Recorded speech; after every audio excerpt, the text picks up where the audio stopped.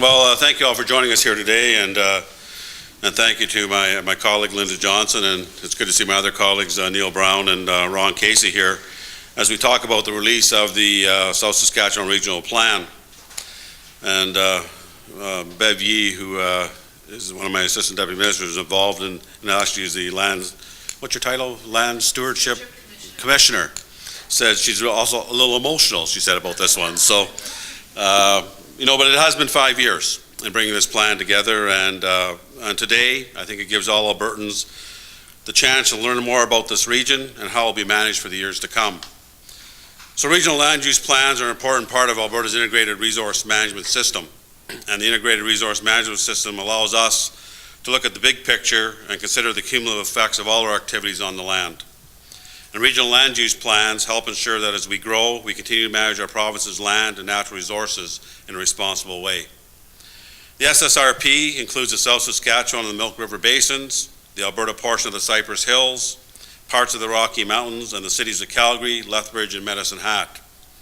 It covers over 80,000 square kilometers and about 12.6% of Alberta's total area. More importantly, over 1.8 million people in Alberta call this region home. This is a beautiful and diverse area, and one that faces many challenges, including growing communities, water protection, maintaining our agricultural land base, and managing resource development. The SSRP addresses these challenges and will help shape this region for the next 10 years and beyond. And it makes a strong and clear statement about Alberta's long-term commitment to conservation and protection of regional watersheds and habitats. In addition, like all regional plans in Alberta, it respects the rights of landowners and will not change or alter property or freehold mineral rights in Alberta.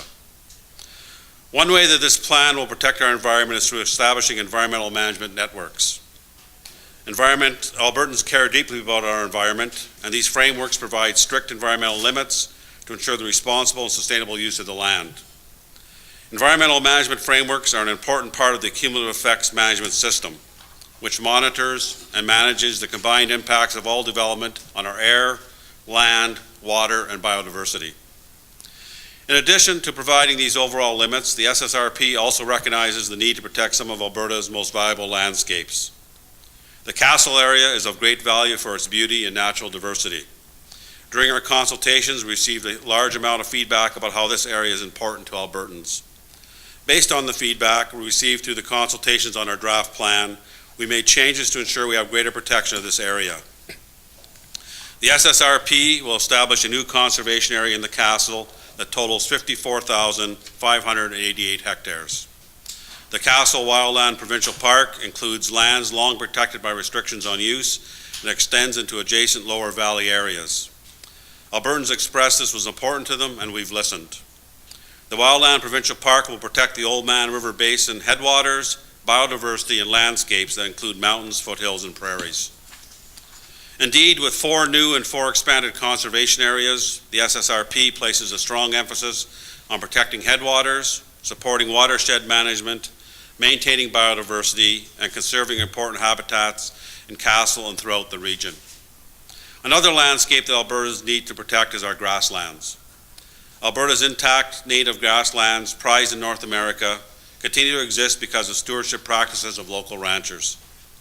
Our government recognizes this fact, and the plan enables longer tenure for grazing leases from 10 years to 20 years for those who uphold high stewardship management standards. The SSRP also includes guidelines to support objectives of managing sales of public lands and minimizing conversion of intact native grasslands. And we will explore options for new conservation areas, working with ranchers, industry, and other stakeholders. We have also ensured that the SSRP allows for a variety of recreational opportunities in this growing region. The plan creates 2 new and 6 expanded recreation areas and provincial parks, adding almost 1,500 hectares for Albertans to enjoy. The plan ensures access to public land for recreation, including off-highway vehicles, continues with management for responsible use. And we will also work to develop a new multi-use trails so that even more Albertans can experience our beautiful southern Alberta backyard.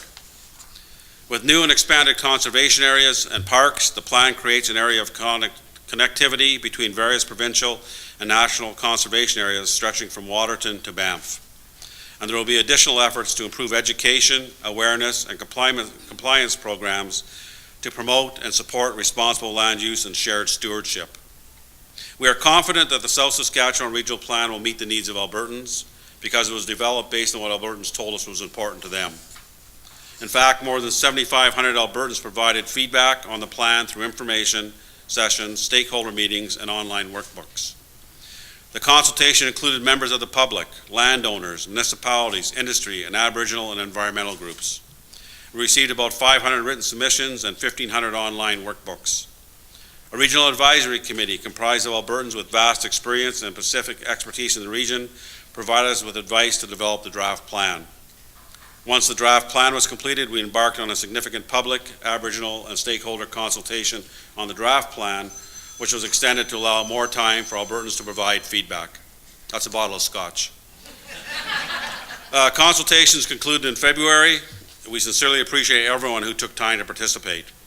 Their input was invaluable as we finalized the SSRP. And as we mentioned earlier, we made several revisions to the draft plan to address what we heard during these consultations. These include expanding the size of the castle and the Pecasico Heritage Rangeland, providing strict guidelines to avoid conversion of public land in areas of intact native grasslands, increasing leaseholder grazing terms, establishing a regional land sub-table with First Nations, and committing to work with private landowners on conservation efforts. The South Saskatchewan Regional Plan will help enhance the diverse economy and protect the unique environment of southern Alberta, and provide Albertans with a comprehensive and long-term vision for a rapidly growing province. This plan was developed by Albertans, and I think we should all be proud of it. As an avid fisherman and outdoorsman, I'm confident that this plan strikes the right balance for future generations. I look forward to its implementation beginning this fall. Thank you again for joining us for today's important announcement, and now I'd like to ask Stewardship Commissioner Bev Yee to join me, and we'll take any of your questions.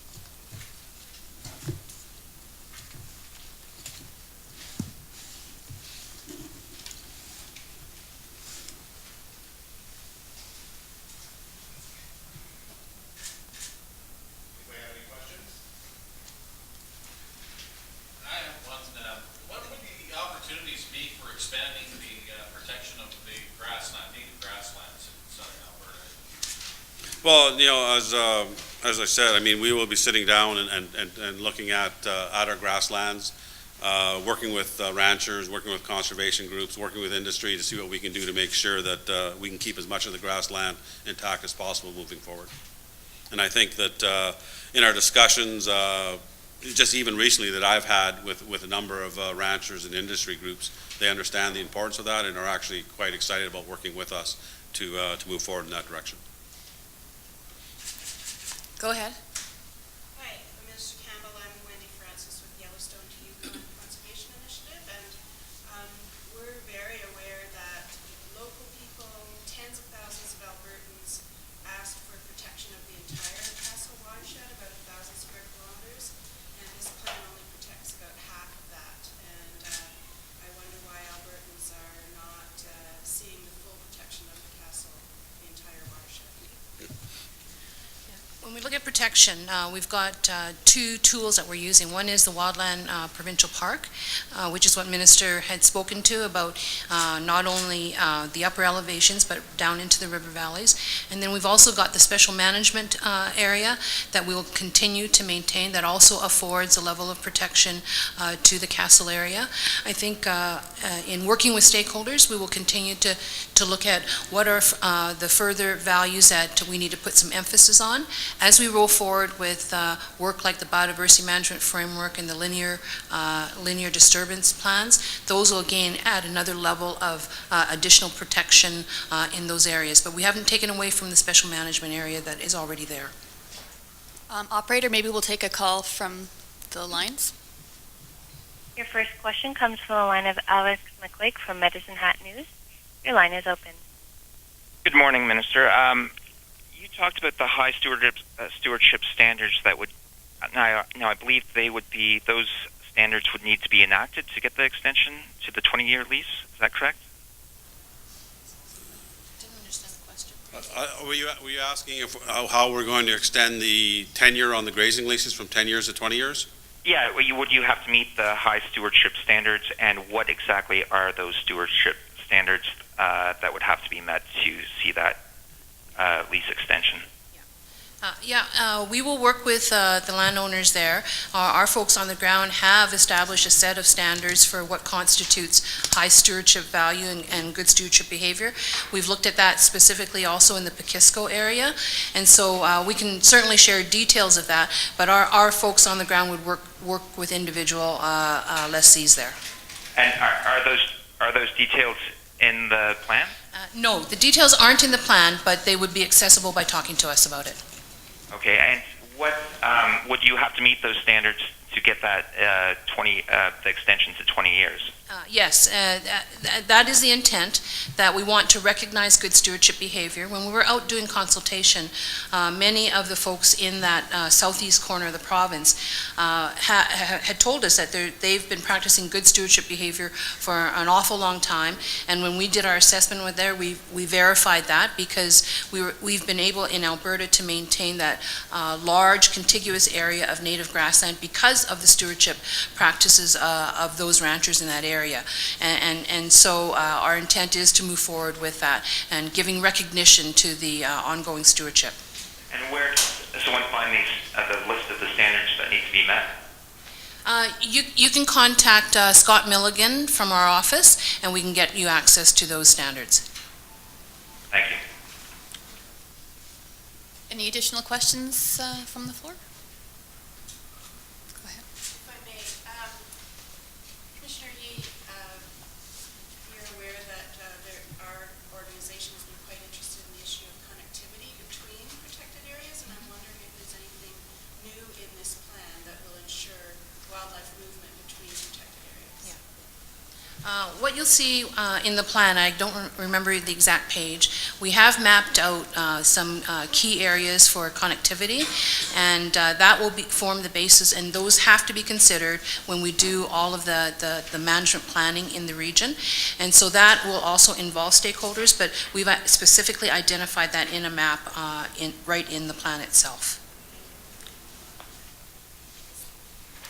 Great. Well, if there are no additional questions, or is there? Sorry. I have one. It's Sean Nichols from Alberta Wilderness Association, and one of our concerns is with off-highway vehicle use and trails. And I'm just looking sort of at the appendix. It refers to off-highway vehicle use, and it talks about in expanded areas where designation of trails has not yet occurred, and then it goes on to talk about the establishment of management plans. Is there a time frame for when we might see that happening? Yes, we've identified some priority areas, and so beginning immediately with, I think, the first completion for the 2015 timeframe for the Porcupine Hills and Livingston, and then subsequently up through until 2017, that bundle of priority areas is what we would tackle first. And those are fixed timeframes that we've committed to. Once we've done that, or probably even before we've completed that, we would then identify what's the next bundle of priority areas we would work on.